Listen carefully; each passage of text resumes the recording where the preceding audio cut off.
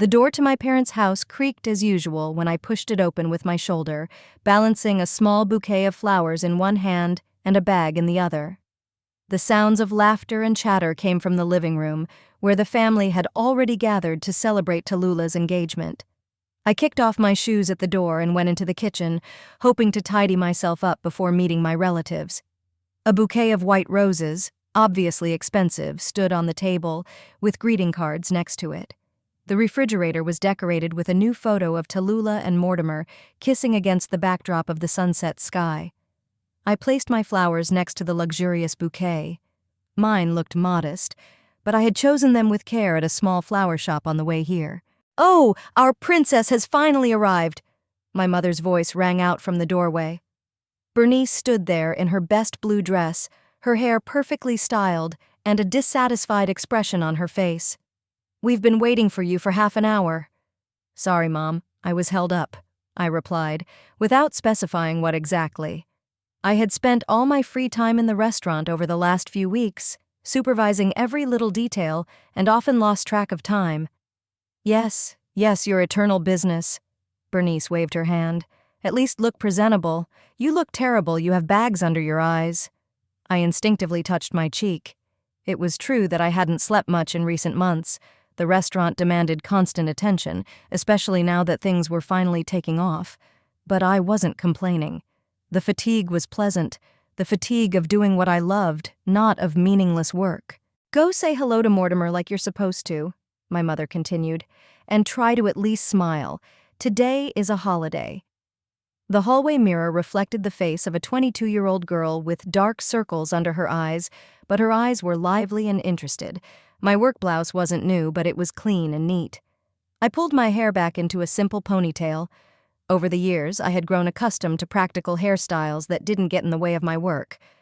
I quickly fixed my curls and headed to the living room. Tallulah was sitting on the sofa next to Mortimer, showing off her engagement ring to everyone. She was wearing an elegant black dress that accentuated her slender figure, and her makeup was flawless.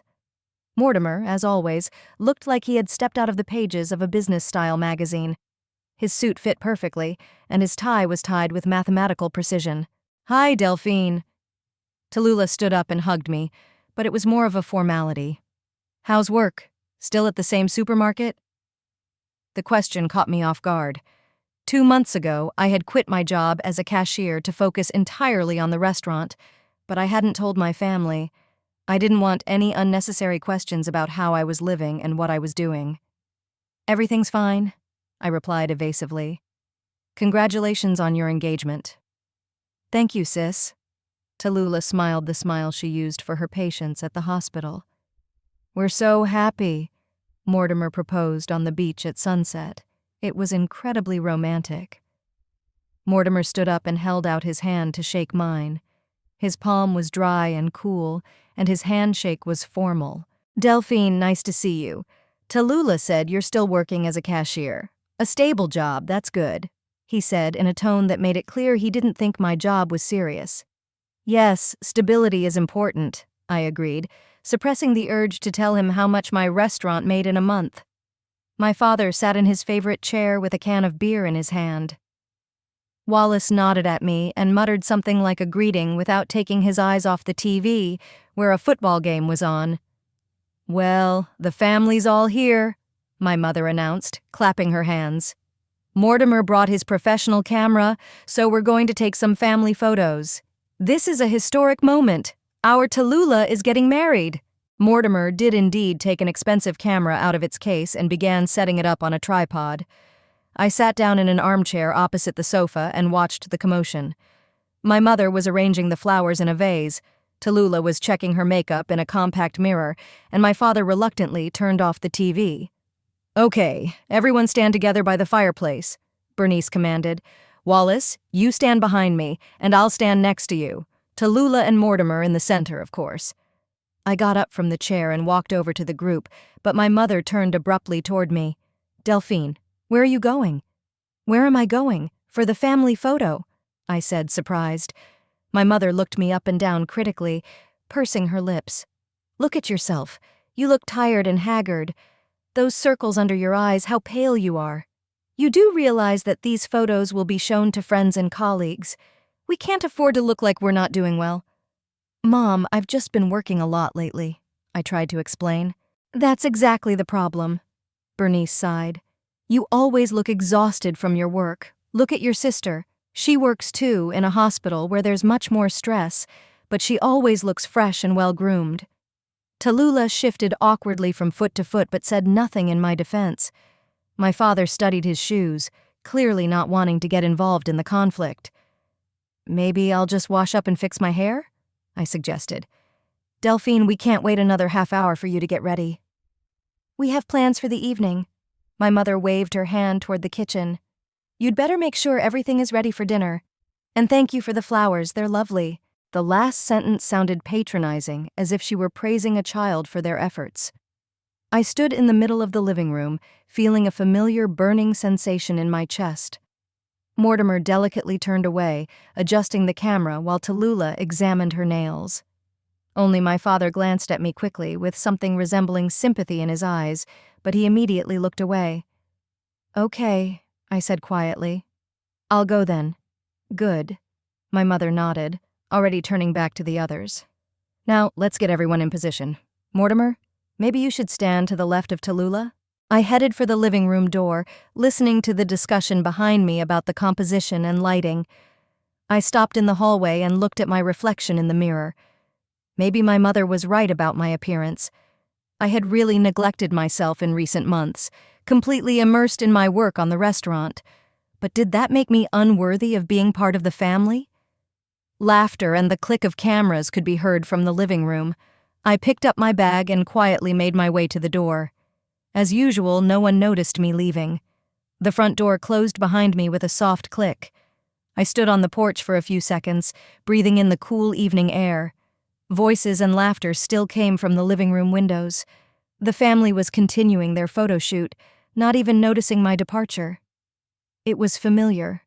Over the years, I had learned to disappear unnoticed, like a shadow that appears and dissolves without a trace. I headed for my car, parked at the curb.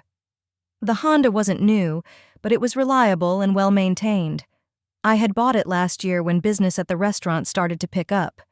The car looked modest next to Mortimer's shiny SUV and Tallulah's brand-new sedan, but I liked it. I started the engine and sat there for a while, looking at the lit windows of my parents' house. Silhouettes flitted behind the curtains. They were probably still posing for the camera. It was strange to think that in 20 years, when one of them looked back at these photos, I wouldn't be there. It was as if I had never existed on the day Tallulah got engaged. I turned on the radio and drove through the familiar streets of Miramar. The city was getting ready for the night. The shop windows were lit up with soft lights, restaurants were filling up with diners, and young couples were strolling along the waterfront. Passing by the sea breeze, I slowed down. The windows of my restaurant were lit up, and several people were standing at the entrance, apparently waiting for a table. Good. That meant the evening was going well. The house was in a quiet neighborhood 10 minutes' drive from the center. It was a small 2-room apartment on the second floor of an old but well-maintained building. I had been renting it for 3 years and had managed to furnish it to my taste. Light walls, simple but good quality furniture, several paintings by local artists on the walls. Nothing luxurious but cozy and functional. Oscar the cat greeted me at the door with a quiet purr. I scratched him behind the ears and went to the kitchen to put the kettle on. Outside the window, I could see the lights of the city and a strip of sea in the distance. I could even see the neon sign for Sea Breeze, albeit from a distance. While the tea was brewing, I checked my phone. Several messages from Rupert about work issues, a report from Anna on the day's takings, a reminder about tomorrow's meeting with a new supplier. The usual things that made up my real life, the one my family knew nothing about. Meanwhile, in my parents' living room, the photo shoot was coming to an end. Mortimer was putting the camera away, satisfied with the results. He had taken dozens of pictures from different angles and poses, and now the family was gathered around the small camera screen, looking at the shots. This one is especially good, Mortimer said, pointing to a photo where Tallulah stood in the center, hugging her parents, while he gallantly held her waist. The lighting is perfect here, and everyone looks very natural.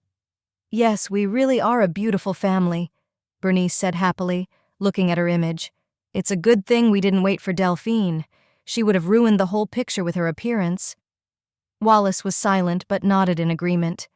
He had long since learned not to contradict his wife on matters concerning the children. Many years ago, he had stopped defending his youngest daughter, deciding that it was better for everyone. Speaking of plans for the evening, Mortimer put away the camera and turned to his family. I thought we could celebrate our engagement at a nice restaurant.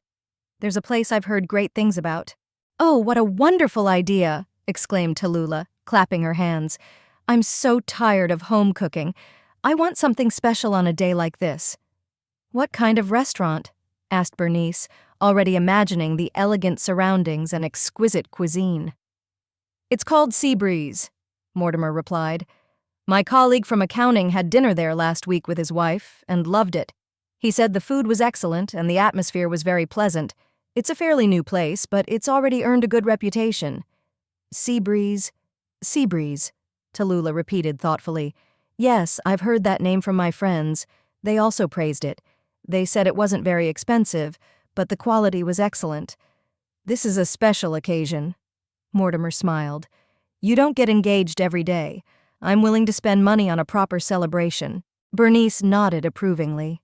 She liked it when her son-in-law showed a willingness to spend money on the family and chose places with taste. It set him apart from other young men Tallulah had met in the past. Then it's decided, announced her mother.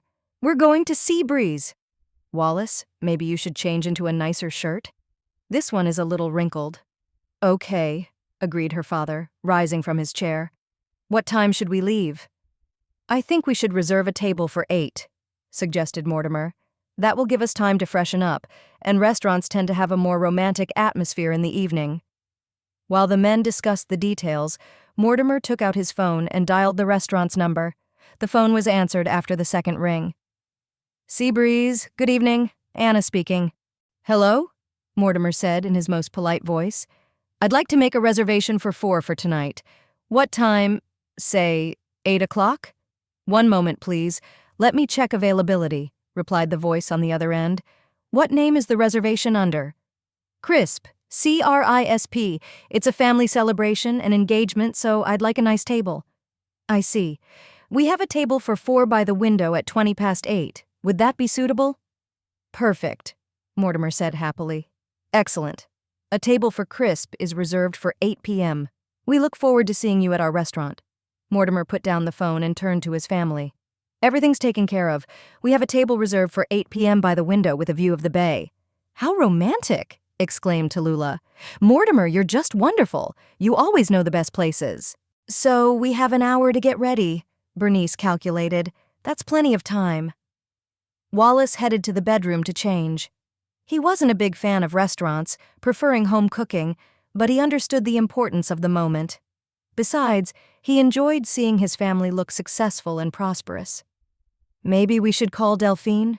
Tallulah asked suddenly, apparently only now noticing her sister's absence. Invite her to join us? Why? Her mother asked in surprise. She left. She probably has plans. And to be honest, after today, it's better to celebrate with those who truly share our joy. But she's my sister, Tallulah objected uncertainly. A sister who even at a family celebration looks like she's been forced to come, Bernice snapped. No, Tallulah, this is your special day. Don't let her ruin it. Mortimer tactfully remained silent, but his expression showed that he agreed with his future mother-in-law. He had always considered Tallulah's younger sister a little strange and not quite suitable for their company. Besides, Bernice added, the table is reserved for 4. Everything is perfect. Tallulah nodded, although deep down she felt a slight pang of conscience. But the feeling quickly passed. Today was her day of happiness, and she deserved to spend it surrounded by people who were genuinely happy for her. I parked near a familiar building with a sign that read, Seabreeze, and sat in the car for a few minutes, gathering my thoughts. The bright lights of the restaurant reflected in the windshield, creating intricate patterns. From here, outside, the place looked exactly as I had imagined it 3 years ago, elegant but not pretentious, appealing to a wide range of visitors. Getting out of the car, I walked to the service entrance at the back of the building. The key turned in the lock with a familiar click, and I found myself in a small corridor leading straight to my office. The atmosphere here was completely different from my parents' house. Here, I wasn't Delphine, the loser who worked as a cashier in a supermarket, but the owner of a restaurant, a decision-maker. In my office, I changed into a strict dark blue suit that I always kept in the closet for such occasions. I looked at myself in the mirror. Now I looked like a businesswoman, confident in myself and my decisions. No one in my family would have recognized me in this guise. 3 years ago, everything looked completely different. Back then, I worked as a cashier in a supermarket and moonlighted as a waitress in a small cafe in the evenings. I spent every free minute studying the restaurant business, reading specialized literature, studying the menus of successful establishments, and analyzing customer reviews on the internet. My family considered it another whim of mine and didn't take it seriously. I remember that May Day when I first saw a small room on the ground floor of an old building near the embankment. It had been vacant for 6 months after the previous tenants closed their unsuccessful business. The windows were dusty and the interior was messy, but I knew right away that this was what I needed. The location was ideal, close enough to the center to attract tourists, but not in the heart of an expensive neighborhood where I couldn't afford the rent. My savings from 2 jobs amounted to about 100,000 rubles. Not a huge amount for opening a restaurant, but it was enough for the initial rent and minimal repairs. I painted the walls myself, chose furniture in second-hand shops, and negotiated with suppliers. Every ruble counted. My family knew that I was working somewhere in the evenings, but no one was interested in the details. The first few months were incredibly difficult. I opened the snack bar at 6 in the morning, worked there until 3 in the afternoon, then went to the supermarket for my second shift until 9 in the evening. I would come home late, exhausted, but gradually things started to improve. First, I gained regular customers from among the locals who would stop by for breakfast before work. Workers from neighboring offices started ordering business lunches. Then word spread about the delicious and inexpensive food. By the end of the first year, I was able to hire an assistant, a young chef named Rupert, who had just graduated from culinary school and was looking for a place to practice. We worked well together. He added several signature dishes to the menu, while I focused on management and business development. Rupert was a quiet, hard-working guy who was completely immersed in his work and didn't ask unnecessary questions about my personal life. In the second year, I expanded the premises by renting the neighboring room and turned a simple snack bar into a full-fledged restaurant.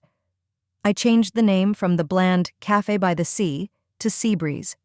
It sounded more solid and memorable. I redecorated the interior, added an evening menu, and obtained a license to sell alcoholic beverages. That's when I quit my job at the supermarket, although I told my family that I had simply switched to a different schedule. Now, 3 years later, Seabreeze was one of the most popular mid-range restaurants in Miramar. We had 12 employees, including chefs, waiters, a manager, and a cleaner. The average bill was about 1,000 rubles per person, which allowed us to maintain high-quality food and service without making the restaurant unaffordable for ordinary people. Only in the last few months had business been going so well that I could afford a few luxuries: to update the furniture in my apartment, buy a better car, and sometimes buy clothes that weren't from a mass market store. But my habit of modesty was stronger, and I continued to live quite simply. Of course, my family knew nothing about this. To them, I was still a failure who worked as a cashier for a small salary, and I was in no hurry to disabuse them, partly because I didn't want to listen to their patronizing advice on how to run a business, partly because I liked having my own world where they couldn't interfere. I left the office and headed for the restaurant. The evening was just beginning, but more than half of the tables were already taken. Waiters bustled between the tables, delivering orders and taking new ones.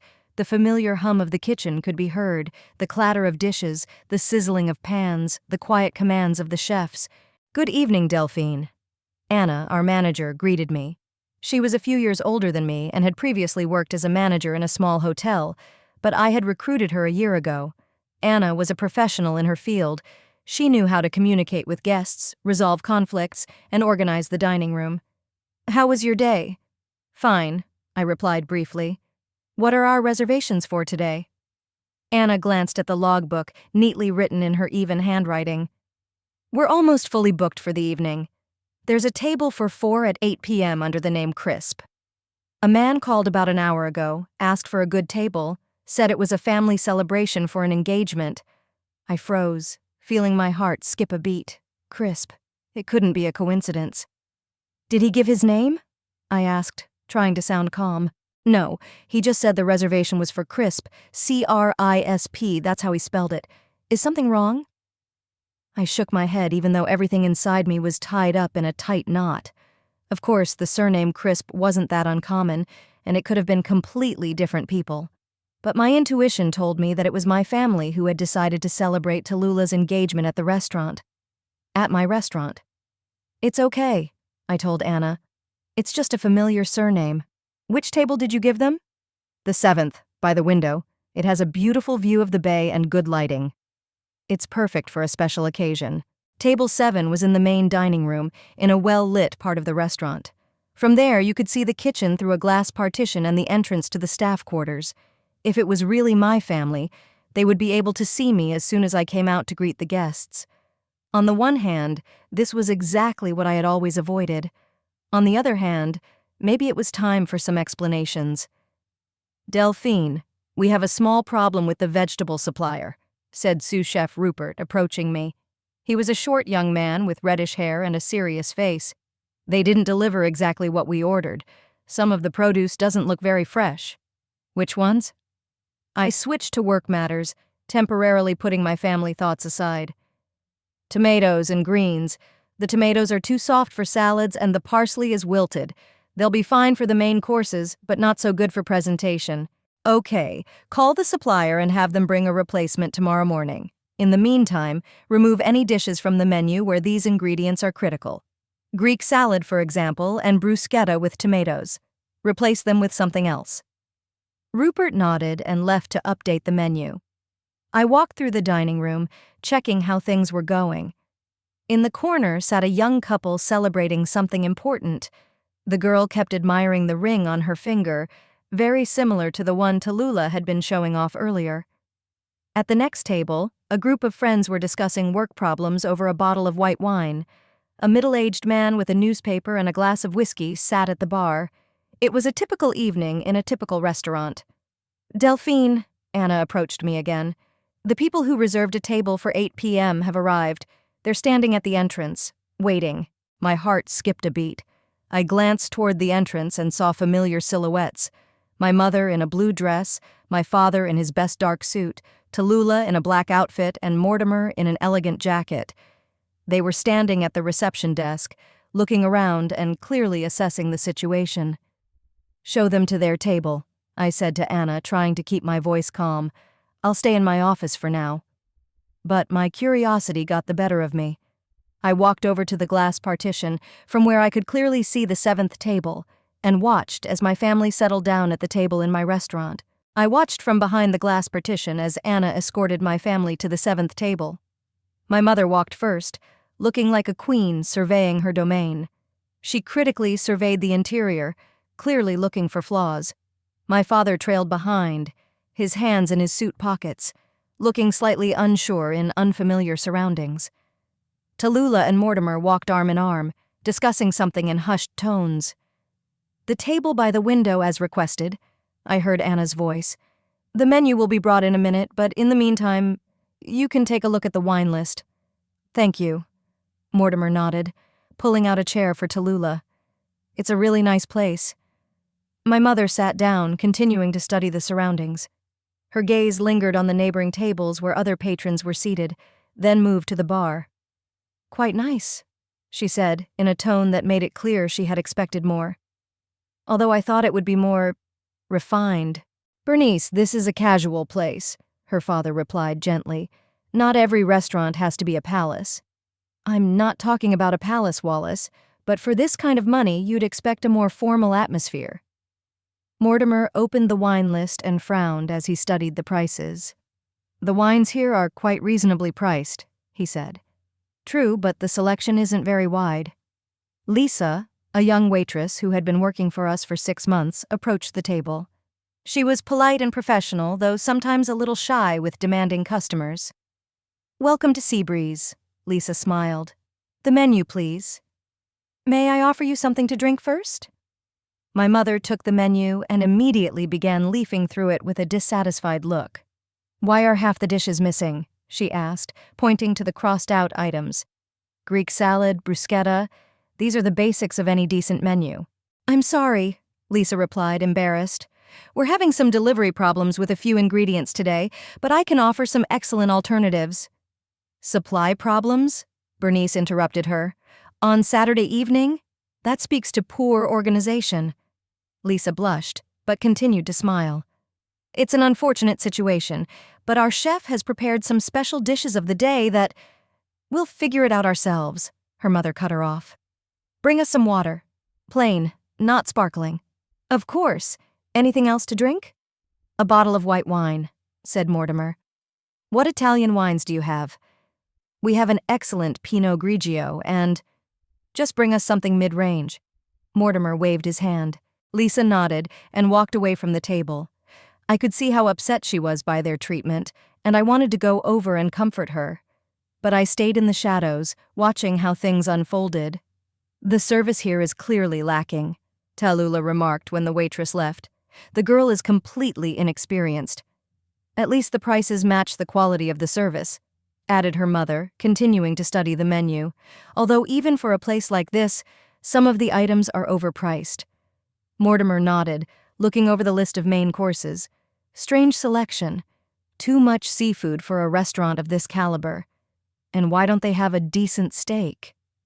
"They have tuna steak," Tallulah pointed out. "That's not the same thing." Mortimer shook his head. "Beefsteak is a classic that should be on the menu of any decent establishment." I clenched my fists. We had deliberately emphasized seafood because Miramar was a seaside town, and fresh seafood was our calling card. We also served beefsteaks, but in a more modest selection. Lisa returned with water and wine. She carefully placed the glasses and poured the water, but my mother didn't even thank her. "My fiancé will try the wine," said Tallulah, pointing to Mortimer. Lisa poured a little wine into Mortimer's glass. He swirled the glass, sniffed it, and took a sip, pretending to be an expert. "A little sour," he said after a long pause, "but it'll do for this place." "All right," Lisa nodded. "Would you like me to take your order?" "It's too early," her mother waved her away. "We just got here. Give us some time to settle in." "Of course," the waitress agreed and walked away again. For the next half hour, the family continued to criticize everything around them. The mother complained about the lighting being too bright, the father about the chairs being too hard, and Tallulah about the music, which she claimed was too loud. Mortimer commented on the layout of the room and the placement of the tables. When they finally placed their order, the complaints about the food began. The mother said the fish was too salty, even though our chef was always very careful with seasoning.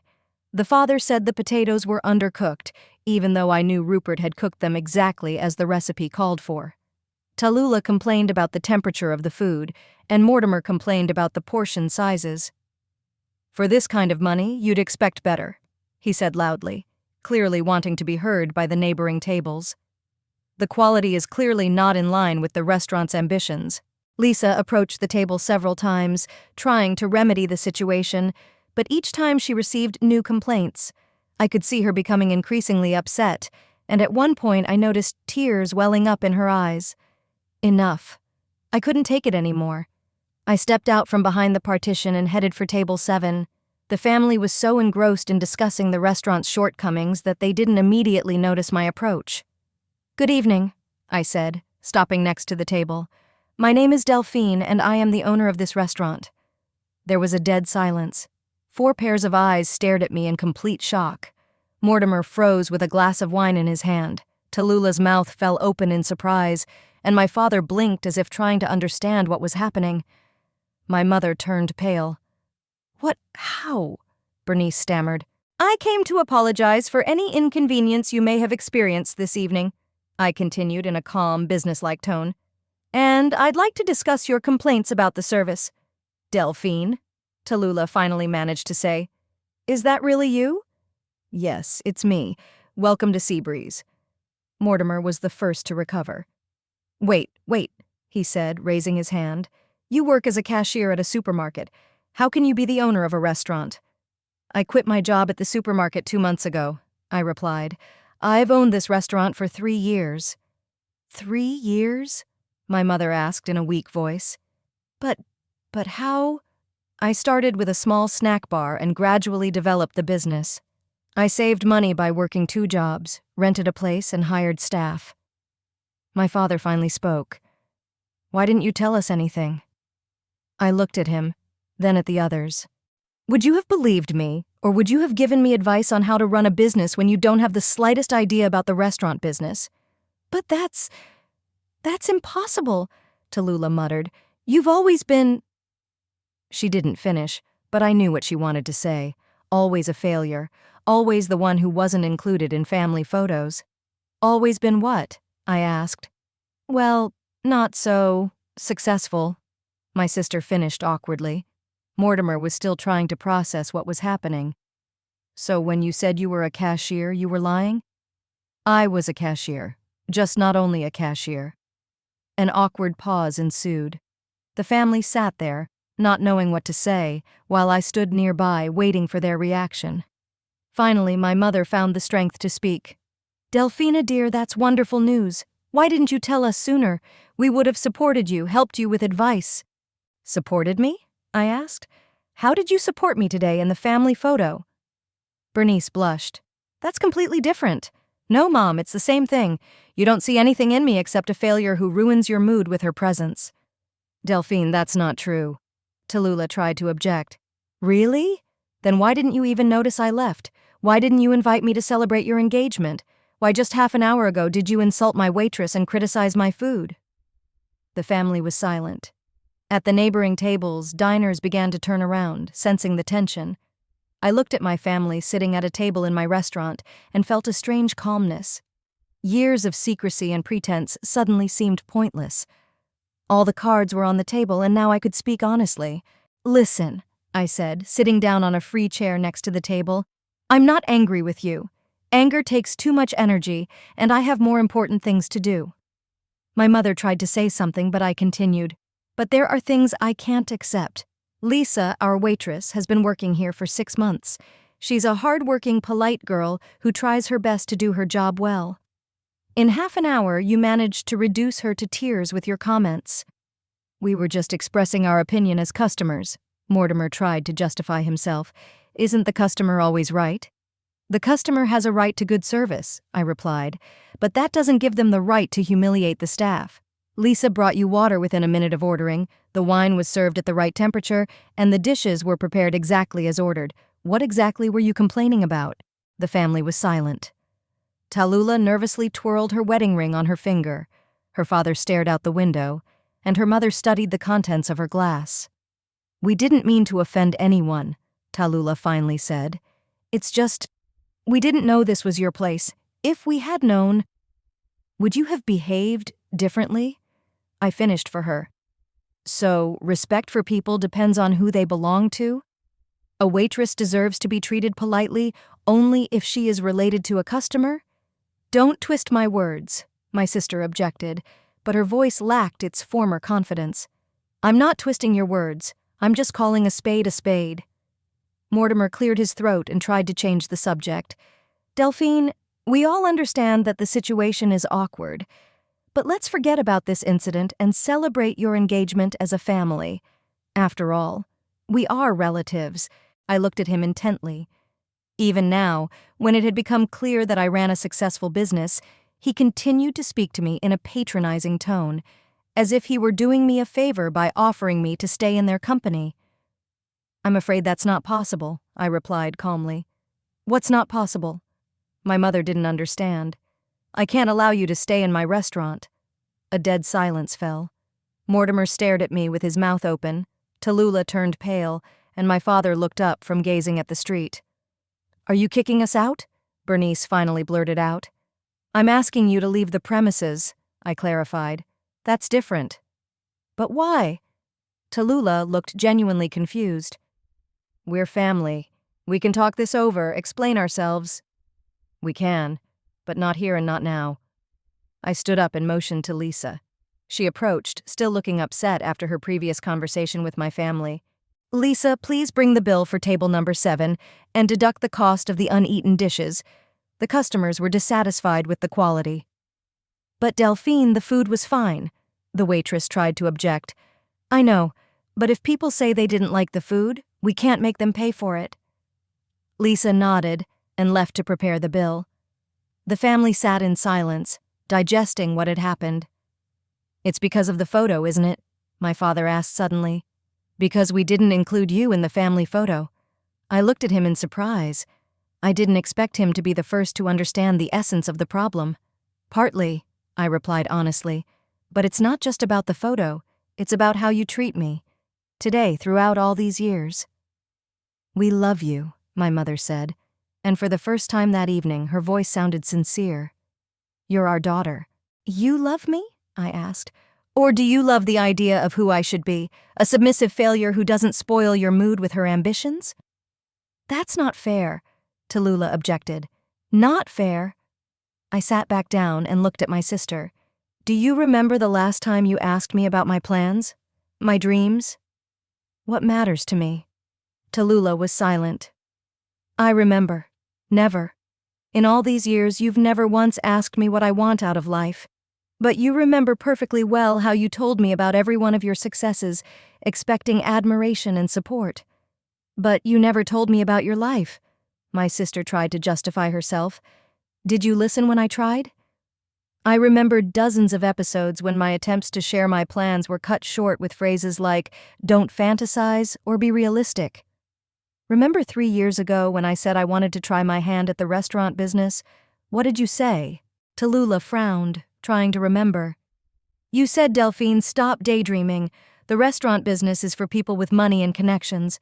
You're better off focusing on what you have. I wanted to protect you from disappointment, my sister said quietly, or protect myself from having to believe that I could be successful. Lisa returned with the bill and silently placed it on the table. The amount was symbolic. I had indeed deducted almost all the dishes, leaving only the drinks. Mortimer took the bill, took out his wallet, and placed several bills on the table. Leave it, I said. Today is on the house. Consider it an engagement gift. Delphine, my mother tried to take my hand, but I pulled away. We can fix this. Talk it out calmly. We can, I agreed, but I'm not going to pretend to be someone I'm not anymore, and I won't tolerate disrespect towards myself or my employees. Does that mean we're no longer a family? Tallulah asked, and for the first time in many years, I heard genuine pain in her voice. I thought about her question. The anger had indeed passed, leaving only fatigue and a strange relief that the truth had finally come out. We are a family, I replied, but I'm not going to play the role of the failure in this family anymore. If you're willing to accept me for who I am, you're welcome in my life. If not, that's your choice too. The family began to gather. Mortimer helped Tallulah to her feet, my mother picked up her purse, and my father straightened his jacket. They moved slowly, as if hoping I would change my mind and stop them. At the door, my father turned around. I'm proud of you, he said quietly. I'm sorry I didn't say that before. Those were the first words of support I had heard from him in many years. I nodded in response, not trusting my voice. When the door closed behind them, I stood in the middle of my restaurant. Life went on as usual around me. Customers were dining, waiters were carrying orders, and cooks were busy in the kitchen. My world, which I had created with my own hands. Lisa came up to me. Delphine, are you okay? Yes, I replied, smiling genuinely for the first time that day. Everything's fine. I walked over to the window and looked out onto the street. The family was standing by Mortimer's car, talking about something. Then they got into the car and drove off into the night. And I stayed in my restaurant, in my real life. No more secrets, no more pretending. Tomorrow I'll call them and suggest we meet for an honest conversation. Maybe we'll find a way to be a family again, or maybe not. But either way, I won't hide who I really am anymore.